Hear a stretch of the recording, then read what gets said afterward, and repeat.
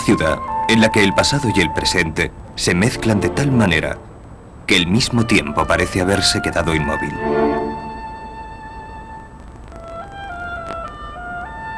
Y se puede experimentar, aunque solo sea durante unos pocos días, una sensación de inmortalidad que no puede encontrarse en ningún otro lugar de la Tierra.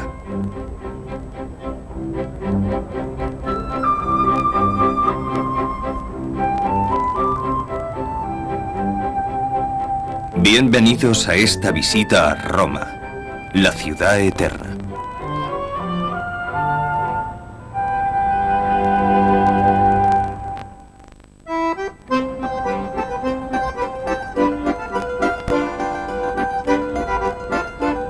Únase a nosotros mientras paseamos por las calles y piazzas llenas de colorido. Conozca a la gente de Roma y experimente lo que se siente al pasar unos días en la capital de la antigüedad.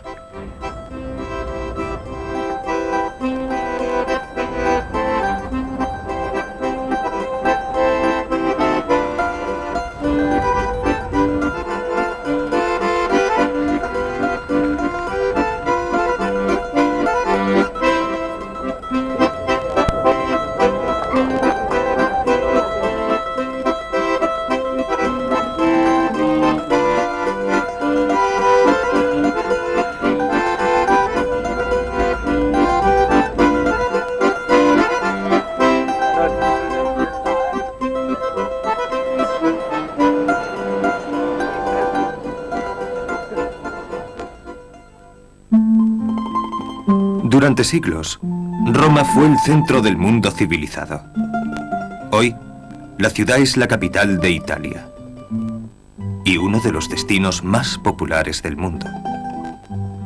Italia, la bota que levanta su talón en medio del Mediterráneo, se encuentra en el centro de la parte sur de Europa. Es una península que limita al norte con los Alpes, al oeste con el mar de Liguria y el Tirreno, al este con el Adriático y al sur con el Jónico. Las islas de Cerdeña y Sicilia también forman parte de Italia.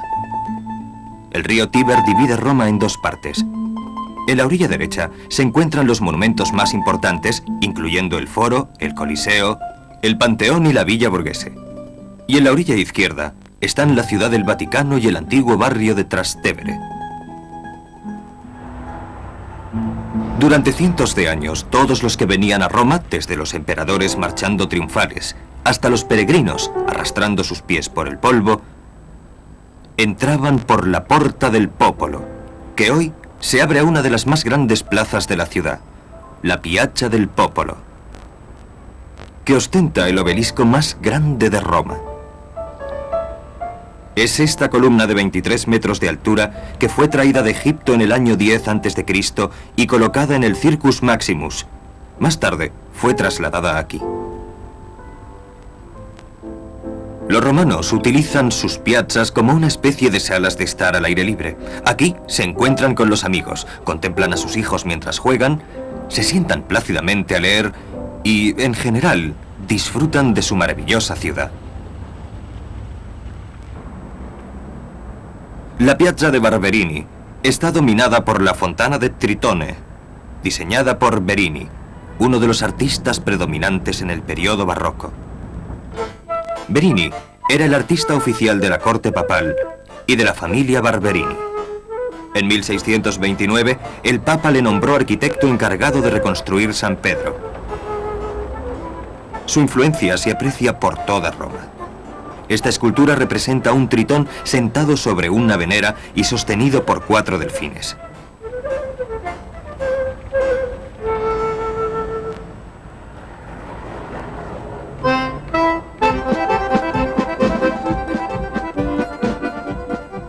En la encantadora Piazza Navona siempre parece reinar el espíritu festivo.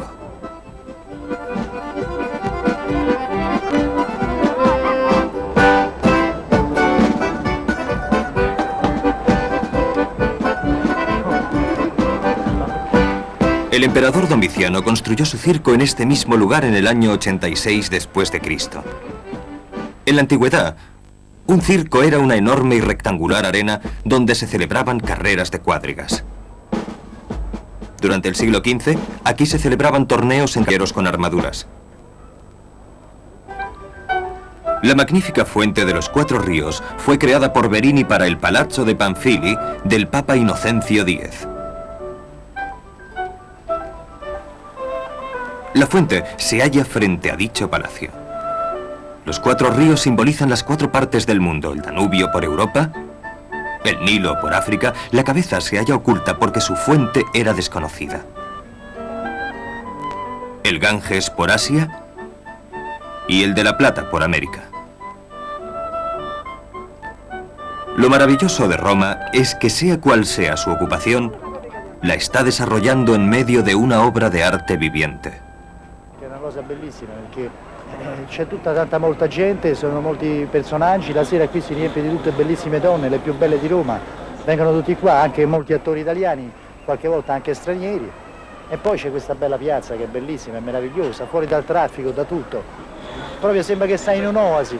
C'è questa fontana qui che per me la trovo una delle più belle del mondo.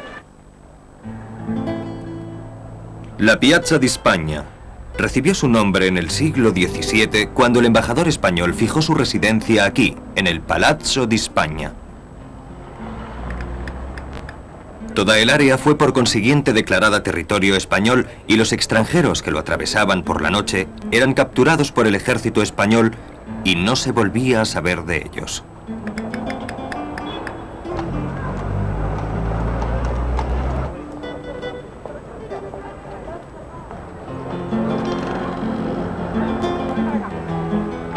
En el extremo norte de la plaza está la famosa escalinata española.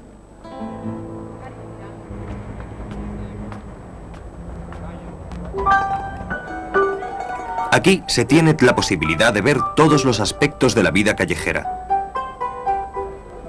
Sacerdotes con prisa para llegar a misa, chicas jóvenes y guapas disfrutando de una tarde libre, vendedores vendiendo castañas asadas o souvenirs de dudoso gusto,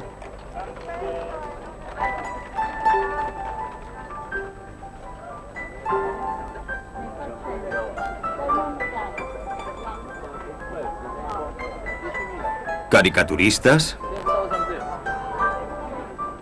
lectores solitarios, artistas esforzados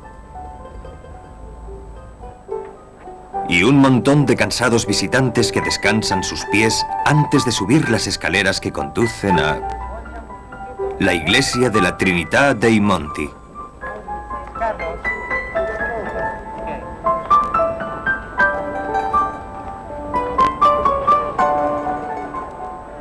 De la Piazza di Spagna salen las calles con las mejores tiendas de moda de toda Roma. La Via Condotti,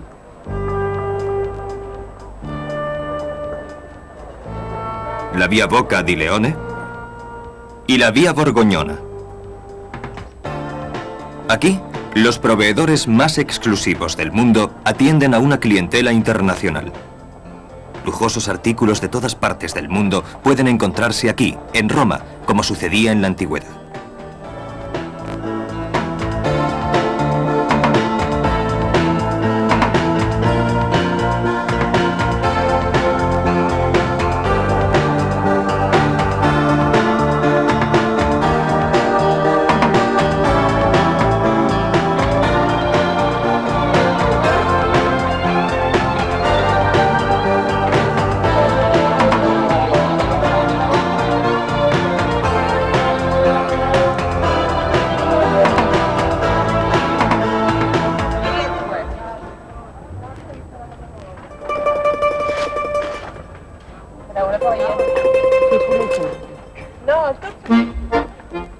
Si queremos una experiencia más realista de lo que es comprar, podemos tenerla en el Campo dei Fiori, denominado por algunos el más bello mercado de alimentación del mundo.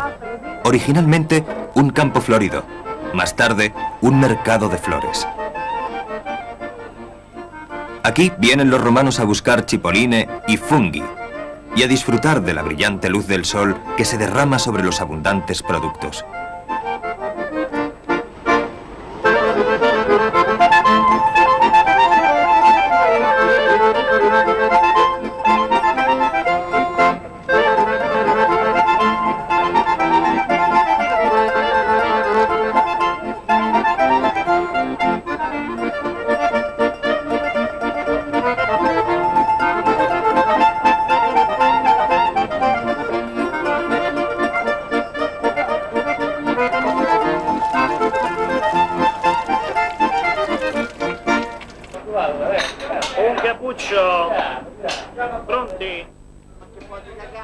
No existe una manera mejor de hacer una pequeña pausa a mitad del día que entrar en un auténtico bar romano para tomarse un rápido cappuccino. Si Venecia es la ciudad de los canales y Verona la ciudad de los balcones, entonces seguro que Roma es la ciudad de las fuentes. Y de todas las fuentes de Roma, la más conocida es la Fontana di Trevi. Se hizo famosa por las películas Tres monedas en la fuente y La Dolce Vita, y es visitada por todos los que vienen a Roma. Es un gran lugar para relajarse escuchando el dulce sonido del agua y contemplando al mundo pasar.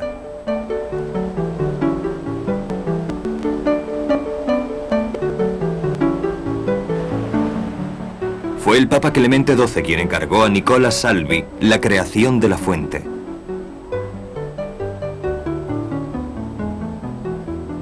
Salvi murió antes de que estuviera terminada, pero no antes de colocar una gran urna para obstruir el paso a la tienda del barbero local, quien había hecho desagradables comentarios acerca de la fuente durante su construcción. Durante generaciones, los visitantes han lanzado monedas a la fuente para asegurar su retorno a Roma. Sin embargo, la leyenda dice que hay que lanzar 2 monedas. La primera para regresar a Roma y la segunda, por encima del hombro, para hacer que un deseo se convierta en realidad. Si el típico romano pudiera convertir su deseo en realidad, tal deseo sería que este lugar se trasladara a alguna parte de los suburbios. Apodado la máquina de escribir o el pastel de boda por los romanos, el monumento a Vittorio Emanuele fue construido en 1901 para conmemorar la unificación de Italia. Dentro se halla la tumba al soldado desconocido.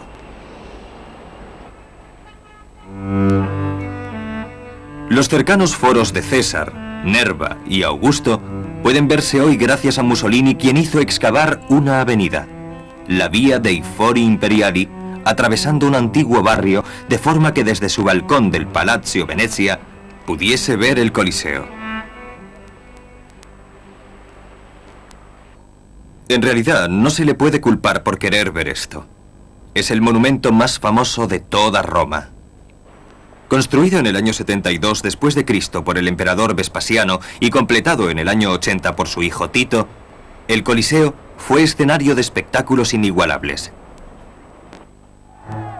Cientos de gladiadores sacrificaron aquí a miles de animales salvajes, pero los historiadores dudan de que los cristianos fueran realmente echados a los leones.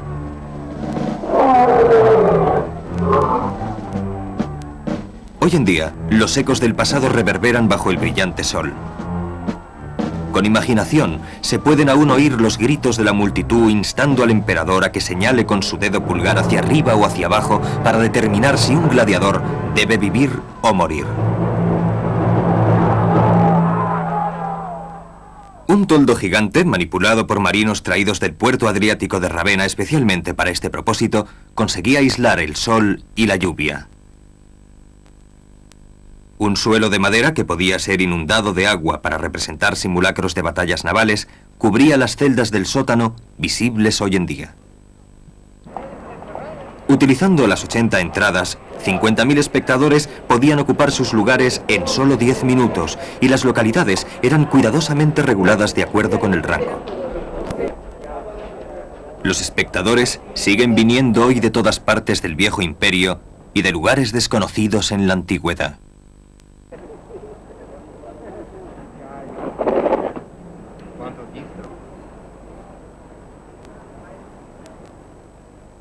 Qui vedi la gente di tutto il mondo, vedi le razze, tutte le razze del mondo le trovi qui al Colosseo. Ogni tipo di uomo, ogni tipo di generazione la trovi qui al Colosseo. I tipi più strani, i tipi più belli, la gente più importante viene al Colosseo, è molto bello, diciamo. En el siglo VIII, un monje inglés, Beda el Venerable, profetizó: mientras el Coliseo esté en pie, Roma estará en pie. Cuando el Coliseo caiga, Roma caerá. Cuando Roma caiga, el mundo se acabará.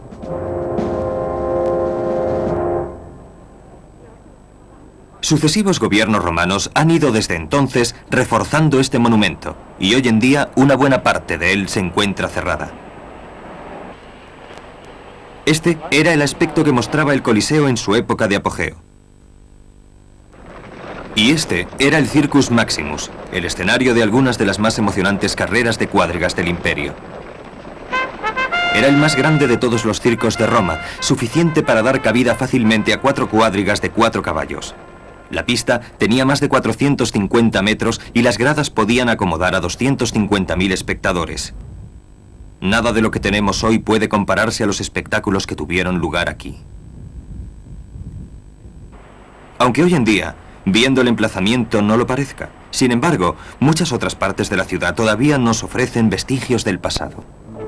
De acuerdo a la leyenda, Roma nació aquí, en el Monte Palatino, alrededor del año 753 a.C. Los legendarios fundadores de Roma fueron los hermanos gemelos Rómulo y Remo. Fueron arrastrados hasta la orilla del Tíber, cerca de aquí, después de haber sido abandonados a la deriva por un malvado tío y fueron amamantados por una loba. Estas son ruinas de algunas cabañas del poblado de Rómulo. Aquellos que siguieron a Rómulo y a Remo también vivieron aquí, los sabinos, los latinos y los etruscos, una extraña tribu cuyos orígenes son aún un misterio. Durante la época de la República Romana, la estratégica situación y la fresca brisa de esta colina atrajeron a los romanos acaudalados, quienes construyeron lujosas residencias como esta, la Casa de los Grifos. Construida durante el segundo siglo a.C.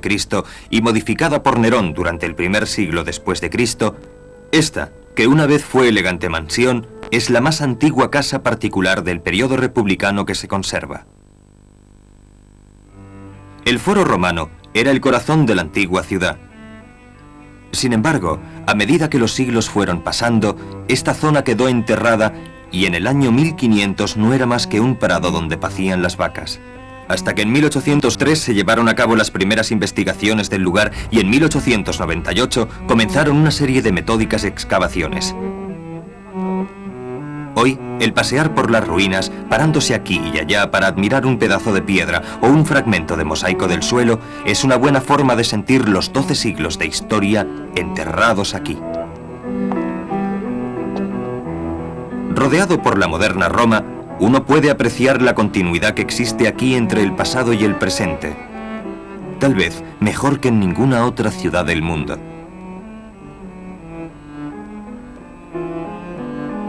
La Vía Sacra fue la calle más importante de la antigua Roma. En la Curia se reunía el Senado romano. Los 200 senadores, nombrados de forma vitalicia, decidían la política exterior, dirigían las operaciones militares, redactaban tratados de paz y promulgaban medidas para la seguridad pública. Fue aquí, donde el 15 de marzo, los idus de marzo del año 44 a.C., Julio César fue asesinado a puñaladas por un grupo de senadores.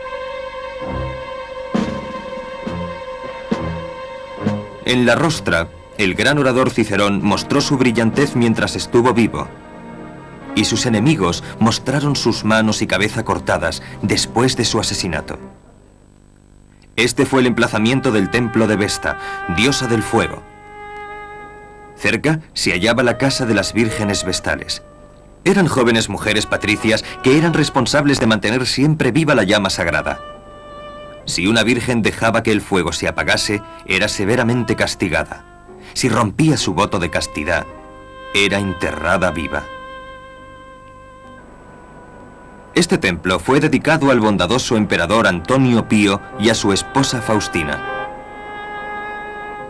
Después de su muerte, él la hizo proclamar diosa a pesar de su escandalosa reputación.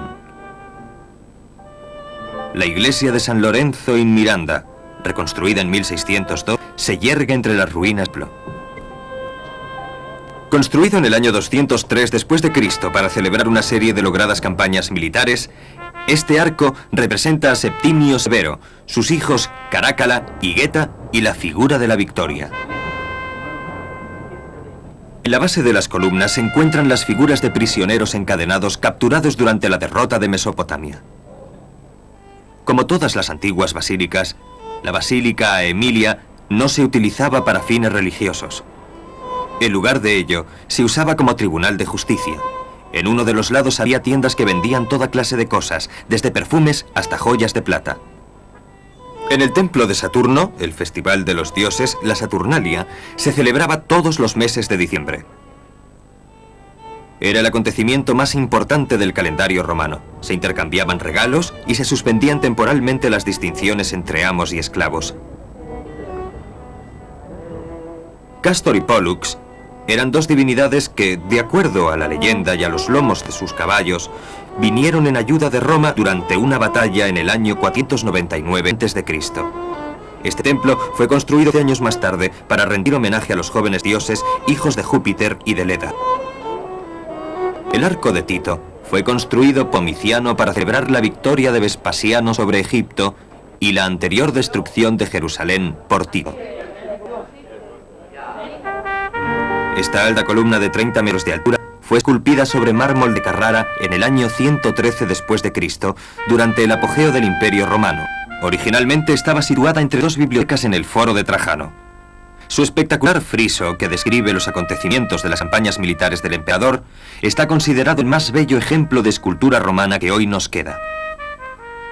Las 150 escenas contienen 26.000 figuras y forman una espiral continua desde la base hasta el capitel que mediría 200 metros si fuera.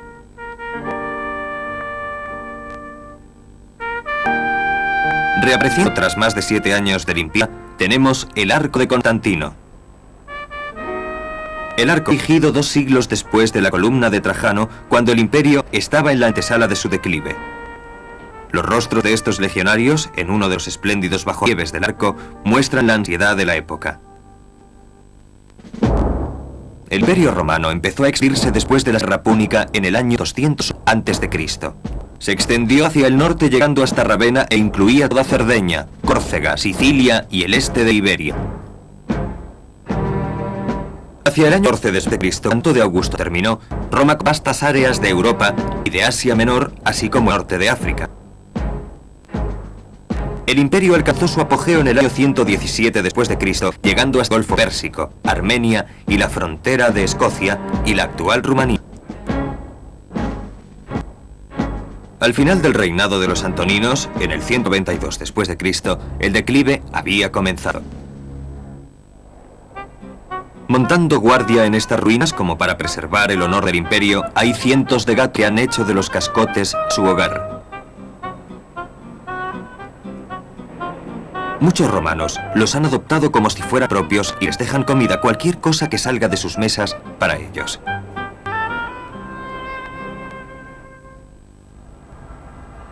En 1764, el historiador Edward Gibson concibió su declive y caída del Imperio Romano aquí, en el Monte Capitolino, el centro arquitectónico de Roma y emplazamiento de la elegante Piazza del Campidoglio de Miguel Ángel, la primera plaza moderna de la ciudad.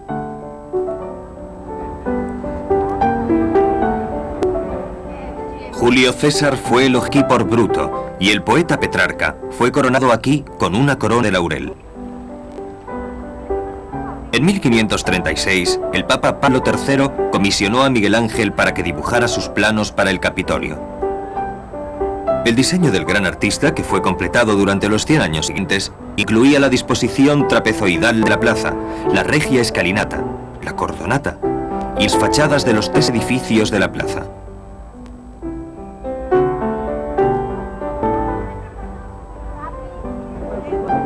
En el interior del Palacio del Conservatorio se encuentra el famoso emblema en bronce de Roma, la loba amamantando a los gemelos Rómulo y Remo. Mientras que en el Museo Capitolino, que se halla al lado, podemos ver una de las mejores obras de arte antiguo, el famoso Galo agonizante. Actualmente la romántica plaza es el punto favorito de las bodas romanas.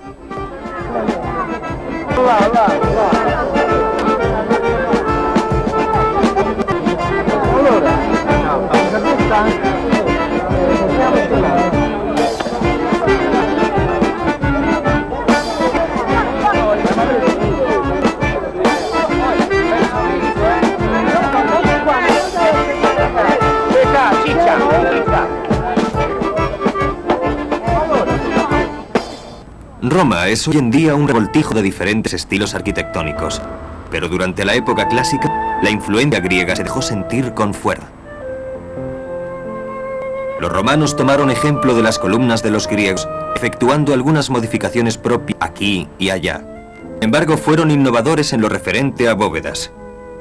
Perfeccionaron el uso de arcos y particularmente de cúpulas. La cúpula más famosa es la del Panteón, el único edificio antiguo de Roma perfectamente conservado.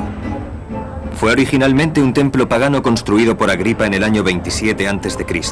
Después, fue rediseñado por el emperador Adriano, famoso como innovador arquitecto de su época. El Panteón ha sido llamado el único y más perfecto edificio del mundo principalmente por su simplicidad. El edificio posee tan solo 2 elementos de espacio, y ambos están en perfecta armonía: la cúpula y el rectángulo que la sostiene. Y en proporción, el diámetro del edificio es exactamente igual a su altura total, 43 metros. La cúpula fue originalmente adornada en bronce, tanto dentro como fuera, pero las tejas, que en un principio cubrían el tejado, fueron hechas quitar por el emperador oriental Constantino II para la decoración de Constantinopla. Y las vigas de bronce que había bajo el techo del portal fueron fundidas por el Papa Urbano VIII para el baldoquino de San Pedro. A pesar de todo, las puertas de bronce originales han logrado sobrevivir. El mejor momento para visitar el Panteón es durante una tormenta, cuando la lluvia penetra a través del orificio que hay en el techo y los destellos de los relámpagos iluminan el interior.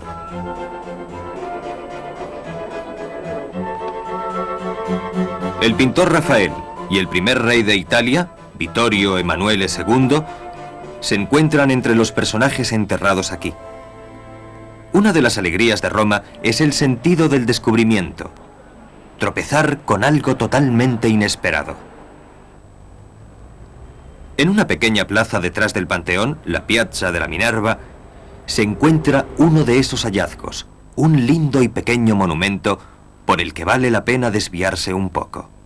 Este obelisco, montado sobre el lomo de un elefante, fue diseñado por Verini para el Papa Alejandro VII. Otra curiosidad romana es la estatua de Pasquino, bastante erosionada por la climatología, la cual sirvió de periódico clandestino de Roma.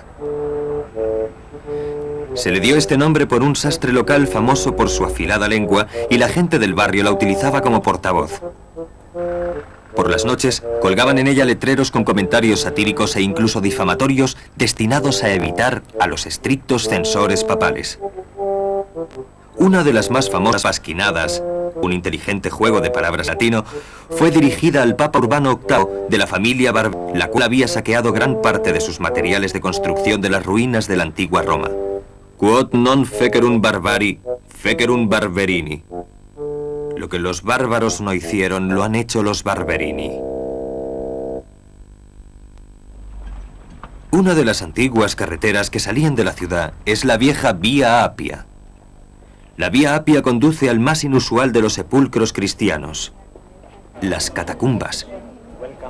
Bienvenidos todos a las catacumbas de Calixto. Bien, antes de venir aquí, ¿habían estado en algunas otras catacumbas? No las han visitado. Pues creo que han seleccionado la mejor catacumba que se puede ver. Existen más de 50 catacumbas, pero esta es la más grande que tenemos. Tiene 5 pisos de profundidad y cada piso tiene una extensión de 20 kilómetros. Esa es la razón de que sea tan grande. Esta también retrocede hasta una calle del siglo II, que data del siglo II, cuando la comunidad cristiana traía a su gente para que fuera enterrada aquí, donde también eran enterrados los papas, porque esta catacumba, en particular, es la que pertenecía al Vaticano y todavía sigue siendo propiedad del Vaticano. Se cree que estas vastas galerías subterráneas llamadas catacumbas se extienden hasta una distancia de más de 800 kilómetros bajo los campos que rodean Roma. Al principio, los cristianos eran enterrados aquí. Fue la época en que iba contra la ley enterrar a cualquiera dentro de los límites marcados por las murallas de la ciudad. Más tarde, los cementerios se convirtieron en lugares sagrados donde los cristianos podían reunirse y practicar juntos sus cultos. Capas verticales de laberintos, pasadizos esculpidos en la blanda roca subterránea, contienen las tumbas de decenas de millares de cristianos de los siglos III y IV. Al menos 5 papas están enterrados en las catacumbas. Montañas de restos fueron sacados en la antigüedad para santificar iglesias construidas en los emplazamientos de templos paganos.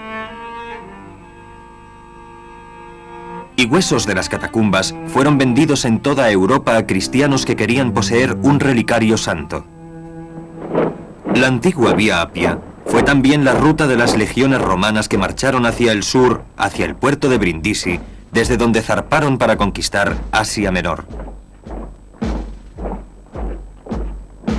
Actualmente la carretera es otro obstáculo para el conductor romano que debe luchar con algunos de los atascos de tráfico peores del mundo.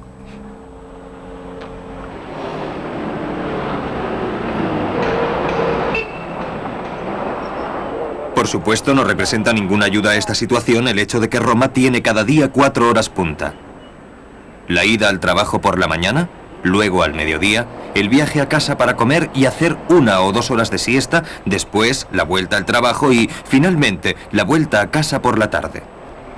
No es de extrañar que las autoridades municipales estén buscando medios de transporte alternativos, pero ampliar las líneas de metro, por ejemplo, no es fácil en una ciudad que se asienta sobre siglos de historia.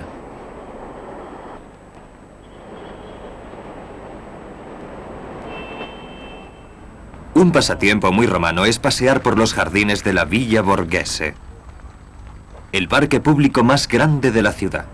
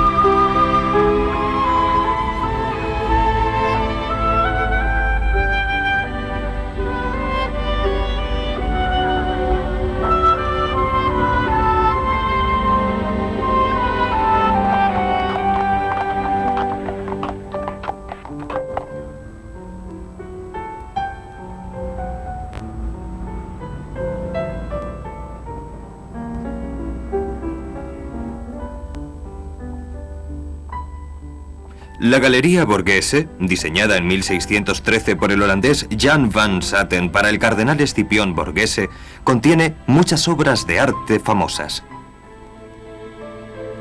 La estatua de Paulina Bonaparte como Venus por Canova, los David, Apolo y Dafne de Verini y el entierro de Rubens. La muralla aureliana, que una vez rodeó a toda la ciudad, fue construida durante los últimos años del imperio para salvaguardar la que una vez había sido ciudad invencible. Era la época en que el declive y la caída de Roma había comenzado. Pero a pesar de los vándalos y de los visigodos, de los hunos y de los bárbaros, la vida en Roma continuó como continúa hoy, tanto en lo épico como en lo cotidiano.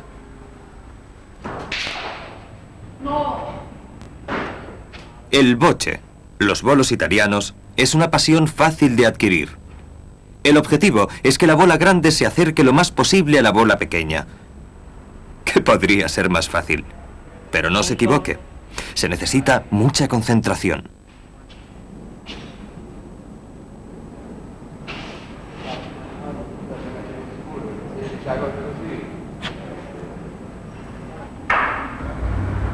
La boca de la Verità fue esculpida en forma de gigantesca máscara teatral para cubrir un desagüe. La leyenda afirma que si un mentiroso pone la mano dentro de la boca, le quedará cortada en pedacitos. Algunos dicen que un sacerdote con una vara de madera se colocaba detrás de la boca y golpeaba las manos de aquellos que sabía que mentían. Las madres siguen trayendo a sus hijos para hacer la prueba y esposas suspicaces traen a sus maridos. No se tiene constancia de ninguna mano perdida. Aún.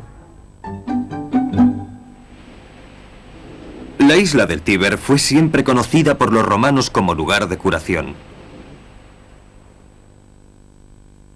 En el año 293 a.C., el Senado romano, enfrentado a una terrible plaga, envió a Grecia una delegación para consultar a los sacerdotes de Esculapio, el dios de la medicina. En su regreso a Roma, la serpiente milagrosa que traían con ellos saltó por una borda cuando su barco pasó junto a la isla del Tíber. En el lugar en el que la serpiente llegó a la orilla, se construyó un templo dedicado a Esculapio y allí continuó haciendo las veces de hospital durante siglos. Situado a la orilla izquierda del río se encuentra el Trastevere, uno de los distritos más antiguos de Roma y que ha cambiado poco con el transcurso de los siglos. En una madriguera de callejuelas y pequeñas plazas, de azoteas llenas de flores y de frondosas terrazas. Hoy en día, es hogar de artistas y bohemios. Sin embargo, el Trastevere fue originalmente un barrio de navegantes donde vivían los marinos que accionaban el toldo gigante del Coliseo. Esta es la iglesia de Santa Cecilia in Trastevere, a la que se puso el nombre de una acaudalada dama de la antigua Roma. Una noche, según reza la leyenda, sus enemigos la encerraron en su baño de vapor para que sudara hasta morir, pero un misterioso río, que se cree cayó gracias a la intervención divina, la mantuvo fresca. Sin embargo, al final fue asesinada, y hoy es una de las mártires de la iglesia. Uno de los puentes más famosos que atraviesan el Tíber es el Ponte Vittorio Emanuele, al cual se dio el nombre del primer rey del Estado italiano. El Castello Sant'Angelo fue construido para albergar las tumbas del emperador Adriano y de su familia. Más tarde se convirtió en fortaleza, luego en prisión, y durante un tiempo fue palacio papal. El actual palacio papal es, por supuesto, San Pedro, la iglesia más grande del mundo, inmediatamente reconocible por su enorme cúpula flotante diseñada por Miguel Ángel. Cada año, millones de fieles vienen desde todos los confines del globo a visitar el hogar del catolicismo romano. Las aproximadamente 44 hectáreas en las que se asienta San Pedro forman la Ciudad del Vaticano, un estado separado con gobierno propio, oficina de correos, emisora de radio y periódico. La famosa Guardia Suiza es la fuerza de seguridad personal del Papa. La Plaza de San Pedro, diseñada y construida por Verini, se encuentra en el antiguo emplazamiento del Circo de Nerón, donde San Pedro, el discípulo de Jesucristo y primer papa, fue crucificado. La forma de la columnata, rematada por 140 estatuas de santos, representa los brazos de la iglesia extendiéndose para abrazar al mundo.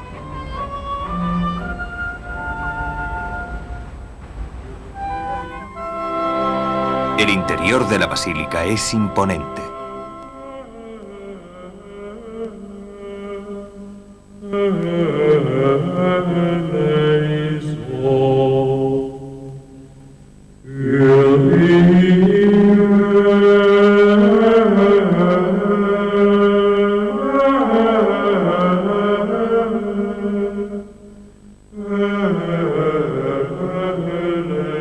Dentro se encuentra la obra maestra de Miguel Ángel, La Pietà.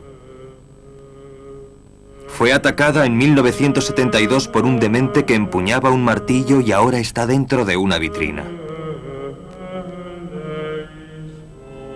No resulta extraño encontrar a algún sacerdote celebrando misa en alguna de las muchas capillas laterales situadas fuera de la nave principal.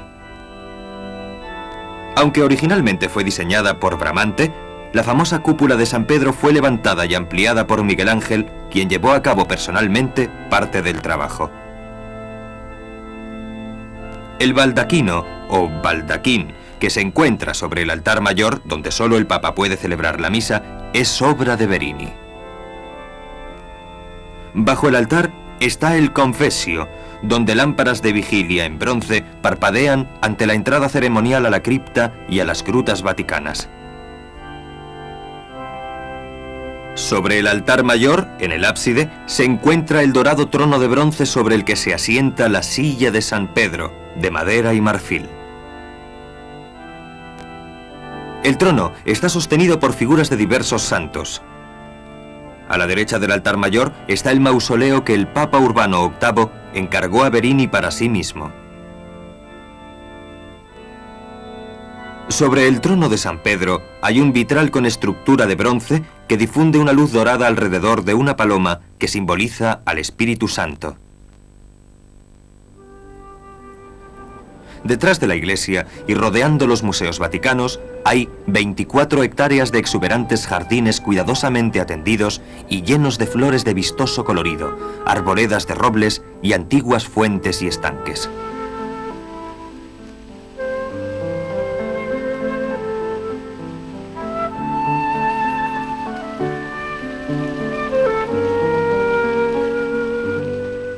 Los museos del Vaticano contienen los más selectos tesoros papales. Atraen irresistiblemente a Roma a los amantes del arte de todo el mundo. Del arcaico periodo etrusco, 5 siglos antes de Cristo, un Pegaso de terracota pintada que adornaba la parte frontal de un templo. La celebrada ánfora vaticana, el más bello de los vasos áticos negros, muestra a Áyax y Aquiles jugando a dados. Muchas esculturas, incluyendo el más dramático ejemplo de arte helénico, el legendario Laoconte, así como una copia romana de Apolo, el San Jerónimo de Da Vinci, el Descenso de la Cruz de Caravaggio y Los Ángeles Músicos de Meloso da Forlì.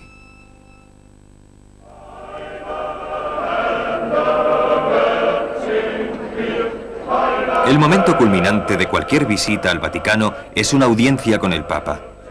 Durante el verano, cientos de miles de fieles llenan la plaza de San Pedro y esperan con ilusión a escuchar las palabras y recibir la bendición del representante de Cristo en la tierra.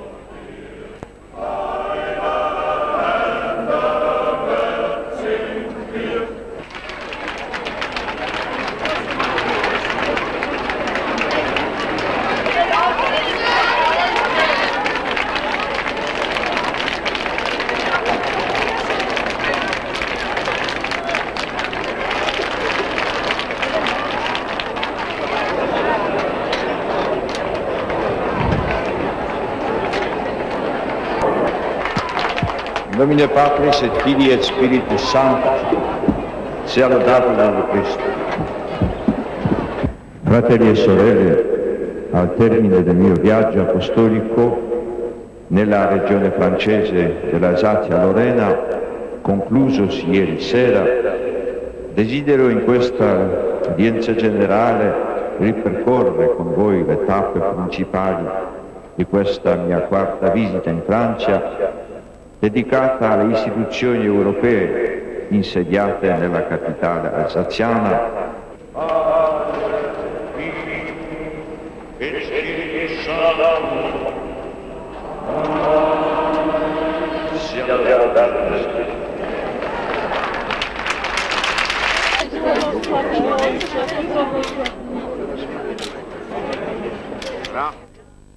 Probablemente, el más famoso de todos los tesoros del Vaticano es la Capilla Sixtina, en la que los frescos presentan una maravillosa procesión de escenas de las vidas de Moisés y de Jesucristo. Y el techo de Miguel Ángel, con su juicio final, violento y lleno de ira. El estilo de pintura que nunca había sido visto comenzó todo un nuevo periodo en la historia del arte, la era del barroco. Pero el papel más importante es sin duda la creación.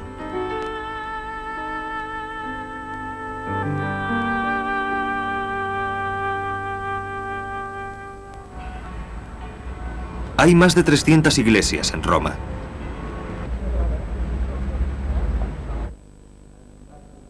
Esta es la Basílica de San Juan de Letrán, donde en el año 896 el cuerpo del Papa Formoso, vestido con sus hábitos papales, fue juzgado por sus enemigos por coronar como emperador a un bárbaro. Fue puesto en pie en frente de su juez, el Papa Esteban VI, declarado culpable y consecuentemente lanzado al Tíber.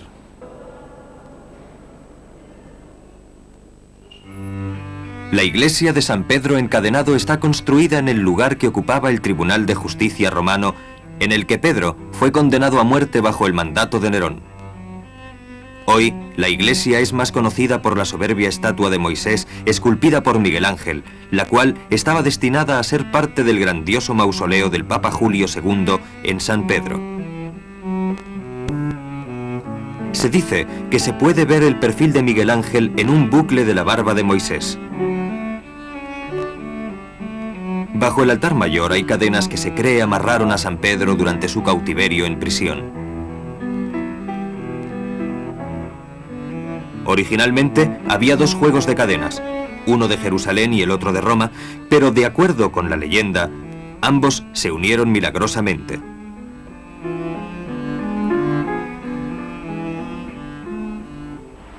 La Basílica de San Pablo Extramuros fue construida por el emperador Constantino para que albergara la tumba de San Pablo, quien se cree fue decapitado en las cercanías. La iglesia tiene un bello claustro y jardines, y su atracción principal es un exquisito mosaico veneciano del siglo XIII.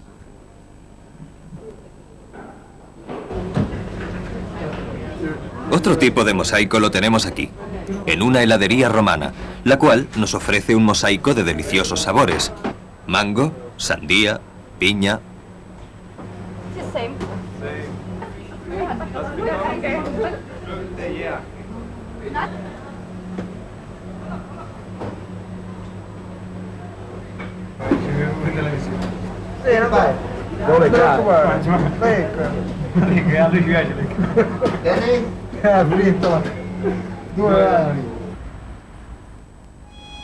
Cuando la tarde se desvanece, la dorada luz de Roma empieza a llenar el cielo. Eso es realmente la Dolce Vita.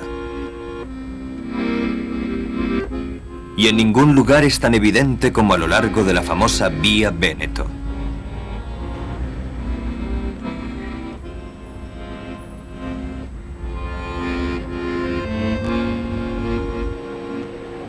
Una guarida de la jet set desde los años 50, la Vía Veneto ofrece cafés con terrazas en las que elegantes parejas saborean un Campari con soda mientras contemplan al mundo pasar.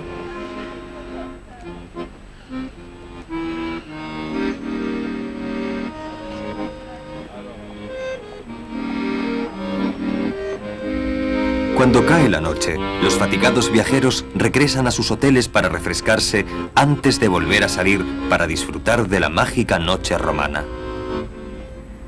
Roma está llena de hoteles mundialmente conocidos. Cada uno de ellos tiene su propia historia. El Hotel Quirinale, por ejemplo, está relacionado con la ópera y ha visto cruzar por sus puertas a los mejores y los casi mejores de la música mundial. Dopo la monarchia questo albergo è stato usato dai maggiori artisti del teatro dell'opera, soprano, tenori e direttori d'orchestra. Infatti Giuseppe Verdi è stato qui, Maria Callas è stata qui, ufficialmente, altri meno ufficialmente, però i maggiori artisti del teatro dell'opera hanno soggiornato al Quirinale, oppure se residenti a Roma o con abitazioni a Roma hanno utilizzato i servizi del Quirinale.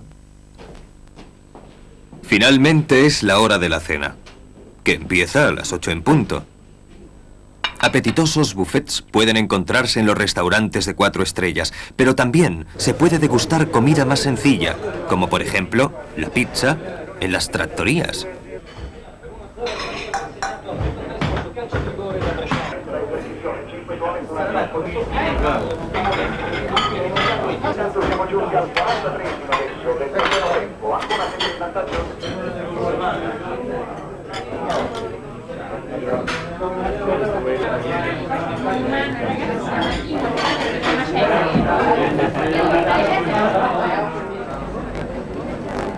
Tal vez la mejor manera de disfrutar de una noche en Roma es regresar paseando a los lugares favoritos y ver lo encantadores que resultan iluminados contra el negro cielo de Roma.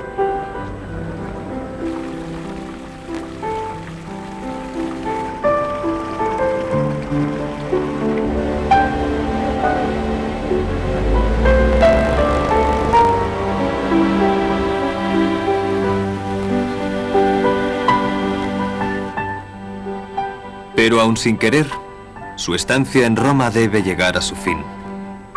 Mientras emprende el camino de regreso a través de las calles desiertas, esperando que el portiere se despierte cuando toque el timbre de su hotel, puede repasar mentalmente su visita a esta mágica ciudad. El Papa Gregorio XIV se dirigía de esta forma a los viajeros que partían. Si habían pasado menos de 3 semanas en Roma, les decía adiós. Pero si se habían quedado varios meses, solía decirles hasta la próxima. Después de todo, como reza el dicho, Roma. Una vida entera no es suficiente.